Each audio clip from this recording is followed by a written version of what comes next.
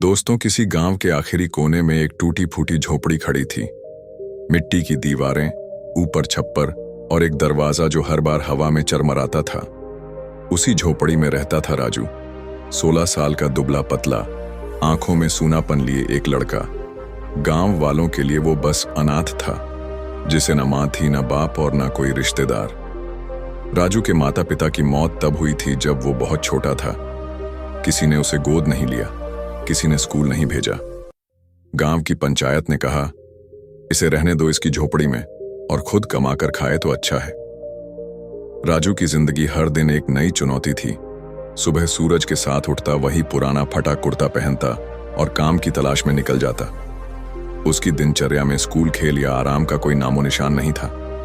जब उसके उम्र के बच्चे खेतों में गिल्ली डंडा खेलते, धूल में दौड़ते, हंसी ठिठोली करते, राजू खेतों में काम ढूंढ रहा होता या किसी चूल्हे के पास ईंधन बटोर रहा होता।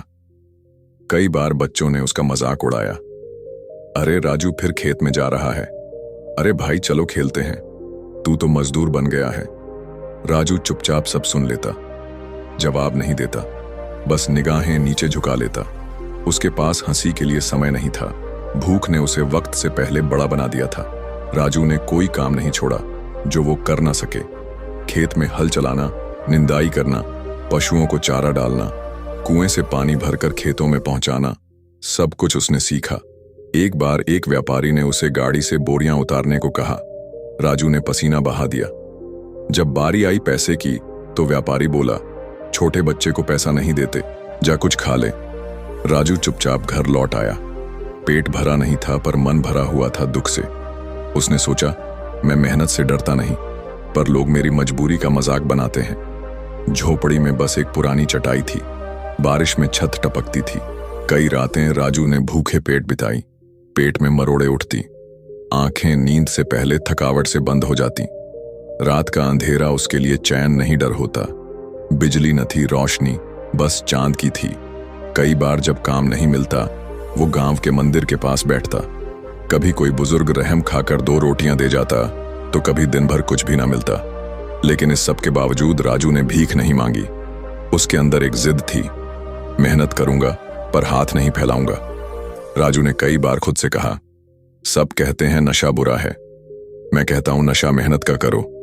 ये भूख, ये ताने, ये अपमान और यही सिखा रहे हैं मुझे। अगर मैं रोज कुछ काम कर लूं तो एक दिन ऐसा आएगा जब लोग मुझे इज्जत से पहचानेंगे। उसने खेलों का नशा छोड़ा। टीवी जैसी चीजें देखना उसके लिए सपने जैसा था। बचपन में खिलौने नहीं थे और अब सपनों में सिर्फ रोटी, मेहनत और छत दिखाई देती थी। राजू के साथ के कई लड़के स्कूल जाते थे। वे शाम को खेलने निकलते, नए कपड़े पहनते। जब भी वे राजू को देखते हंसते, राजू तुझे भी नौकरी मिल गई क्या? अरे भाई, तू बच्चा है या मजदूर? तेरे जैसे लड़के को स्कूल नहीं बेलचा चाहिए। राजू को चुभते ये शब्द, मगर हर बार वह गहरी सांस लेता, अपने हाथों की लकीरें देखता, मजदूरी से भरी हुई, और खुद से कहता, ये लोग आज मजाक बना रहे हैं, कल मेरा सम्मान करेंगे। एक दिन गांव की शाम धीरे धीरे काली चादर उड़ने लगी थी। बादल घिराए थे और दूर कहीं बिजली चमक रही थी। लोग अपने पन्ने घरों को लौटने लगे, दरवाजे बंद करने लगे, चूल्हे जलने लगे। लेकिन राजू अब भी अपने झोपड़ी के बाहर बैठा आसमान की तरफ देख रहा था। उस दिन उसे कोई काम नहीं मिला था। 3 घरों के चक्कर काटे थे, 2 खेतों में गया था, कहीं भी कुछ नहीं मिला। पेट खाली था और जेब में एक भी सिक्का नहीं। शायद आज भी भूखा ही सोना पड़ेगा, उसने धीरे से कहा और उठकर झोपड़ी के भीतर चला गया। अभी कुछ ही पल बीते थे कि बाहर से तेज हवा और पानी की थप्पड़ें आने लगी। तूफानी बारिश शुरू हो गई थी, मानो बादलों ने अपने सारे दुख आज जमीन पर उंडेल दिए हों। राजू को बारिश से डर नहीं लगता था, लेकिन उस रात कुछ अलग था। गांव के बीचों बीच एक पुराना गोदाम था जो सेठ हर प्रसाद का था। गांव में अनाज का सबसे बड़ा व्यापार उसी के पास था। उस रात उसके गोदाम में एक छोटा ट्रक आया जो दूर के कस्बे से आया था। उसमें बोरियों में भरकर ताजा अनाज लाया गया था। लेकिन तबाही यह थी कि ट्रक लेट हो गया था और बरसात शुरू हो चुकी थी। सेठ परेशान होकर इधर उधर फोन करता रहा, मगर बारिश के कारण कोई मजदूर नहीं आया। अगर यह बोरियां ट्रक से उतारी नहीं गई तो सब अनाज भीग कर सड़ जाएगा। उसने बाहर खड़े होकर चीखा, मगर गांव सुनसान हो चुका था। हर कोई अपने घर में दुबका बैठा था। उसी वक्त दूर से छाता लिए भीगता हुआ राजू उधर से गुजर रहा था। वो बस मंदिर के पास एक ओट में जाकर बैठने की सोच रहा था, लेकिन उसकी नजर सेठ पर पड़ी। घबराया हुआ परेशानी में इधर उधर दौड़ता हुआ राजू दौड़कर उसके पास गया। सेठ जी, कुछ काम है क्या? सेठ ने चौंक कर देखा।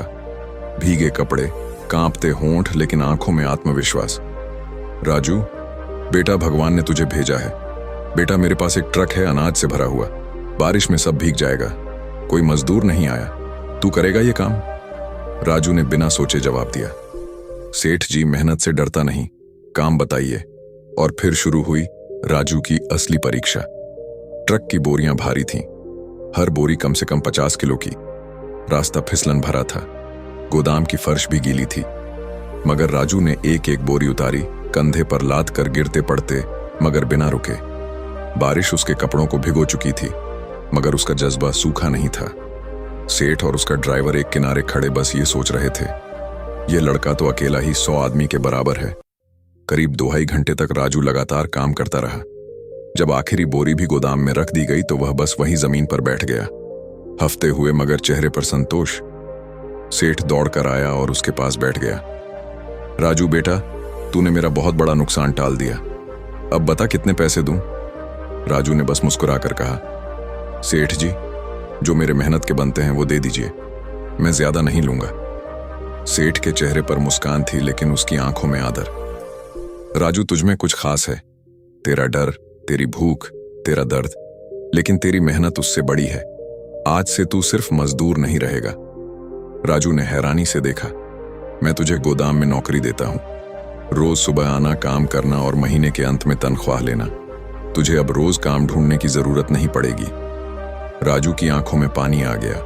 वो रोया नहीं, मगर उसका दिल पहली बार इतना भरा आया था कि आवाज भी नहीं निकली। उसने बस हाथ जोड़कर कहा, धन्यवाद सेठ जी, आपने मेरी दुनिया बदल दी। अगली सुबह राजू तय समय पर गोदाम पहुंच गया। अब उसका काम केवल बोरी उठाना नहीं था। सेठ ने उसे सारा गोदाम संभालने का जिम्मा दिया, मजदूरों से काम करवाना, माल की निगरानी, गिनती करना। राजू ने सब सीखा और सब कुछ पूरे मन से किया। सेठ ने 2 महीने बाद उसकी तनख्वाह बढ़ा दी। उसकी झोपड़ी धीरे धीरे सुधरने लगी। वह चटाई की जगह एक बिस्तर ले आया। गांव में सुबह की रोशनी अब राजू के लिए नई उम्मीद लेकर आती थी। अब वह बस काम के लिए भटकता नहीं था, अब वह गोदाम का भरोसेमंद कर्मचारी था। सेठ हर प्रसाद का दायां हाथ। उसकी वर्दी तो नहीं बदली थी, लेकिन चाल बदल गई थी। हाथ अब भी मेहनत से थके रहते, पर आंखों में आत्मविश्वास चमकता था। राजू का दिन सुबह जल्दी शुरू होता। गोदाम पर पहुंचकर ट्रक से अनाज उतरवाना, बोरियों की गिनती करना, मजदूरों से हिसाब रखना और साफ सफाई की देखरेख करना। सेठ को राजू पर इतना भरोसा हो गया था कि जब वह बाहर जाता तो गोदाम की चाबी राजू के हवाले कर जाता। 4 महीने की तनख्वाह बचाने के बाद राजू ने अपनी झोपड़ी की मरम्मत शुरू की। पहले एक मिस्त्री बुलाया, फिर खुद भी मेहनत की। मिट्टी की दीवारें पक्की ईंटों से बदलने लगीं। छप्पर की जगह टीन की छत लग गई। गांव वालों की आंखें फटी की फटी रह गईं। अरे यह तो वही राजू है ना जो एक वक्त रोटी के लिए खेतों में भटकता था। देखो इसका घर, लगता है कोई मेहनती आदमी रहता है इसमें। अब वही लोग जो ताने मारते थे राजू को सम्मान से बुलाते थे। कोई कहता राजू भाई, कोई कहता राजू बाबू। एक दिन की बात है, राजू गोदाम पर बैठा था, तब एक लड़का पास आया। उम्र में करीब उतना ही जितना पहले राजू था। वो थोड़ा झिझकते हुए बोला, राजू भैया, मुझे भी कुछ सीखना है। मैं भी आपकी तरह मेहनत करके कुछ बनना चाहता हूं। घर की हालत खराब है, कुछ बताइए ना।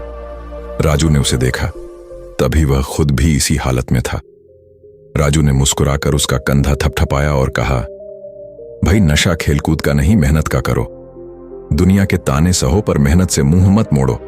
अगर तुम काम से भागोगे तो रोटी भी भागेगी, लेकिन अगर मेहनत को अपना साथी बना लोगे तो रोटी, इज्जत और सपने सब तुम्हारे होंगे।